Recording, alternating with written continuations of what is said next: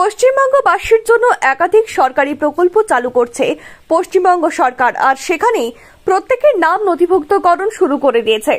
আর এই নাম নথিভুক্তকরণের জন্য এবার সমস্যা সমাধান করার জন্য আজকে দুয়ারে সরকার, এই দুয়ারে সরকারের ক্যাম্প আয়োজিত করা হবে। তবে প্রতিবারের মতো এই ক্যাম্পে লক্ষ্মীর ভান্ডারের নাম সংযোজনের জন্য ভিড় উপচে পড়ছে। ইতিমধ্যেই অনেক নতুন করে লক্ষ্মীর ভান্ডার প্রকল্পের নাম তোলার জন্য অপেক্ষায় রয়েছেন অনেকেই, কারণ কয়েক মাস আগে থেকেই লক্ষ্মীর ভান্ডারের টাকা বেড়ে গেছে। রাজ্যের মহিলাদেরকে স্বনির্ভর করে তোলার জন্য পশ্চিমবঙ্গ সরকারের আর্থিক সাহায্য দেওয়া হয়। লক্ষ্মীর ভান্ডার প্রকল্পের মাধ্যমে যে সমস্ত মহিলারা 25 বছরের ওপরে তারা আবেদন করতে পারবেন, সর্বোচ্চ 60 বছর পর্যন্ত লক্ষ্মীর ভান্ডারের নাম নেওয়া হবে। এই প্রকল্পের নাম নথিভুক্ত থাকলে সাধারণ ও ওবিএস মহিলারা প্রতি মাসে 1000 টাকা করে আর্থিক সাহায্য পাবেন। এছাড়া তপশিলি জাতি উপজাতিদের মহিলারা পাবেন 1200 টাকা। কিভাবে লক্ষ্মীর ভান্ডার প্রকল্পে আবেদন করবেন? এই লক্ষ্মীর ভান্ডারের জন্য কিভাবে আবেদন করবেন চটপট জেনে নিন।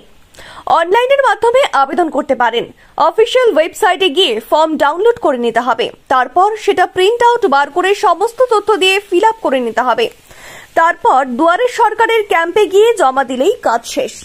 অফলাইনে আবেদন করতে চান, অনলাইনে আবেদন না করতে চান, তাহলে সরাসরি দুয়ারে সরকারের ক্যাম্পে গিয়েও সেখান থেকে ফর্ম তুলে সব তথ্য পূরণ করে জমা দিয়ে দিন। তবে দুক্ষেত্রেই দুয়ারে সরকারের ক্যাম্পে গিয়ে ফর্ম জমা দিন। আপনার দেওয়া সমস্ত ইনফরমেশন যদি ঠিকঠাক হয়ে যায় তাহলে খুব তাড়াতাড়ি টাকা ঢোকা শুরু হয়ে যাবে।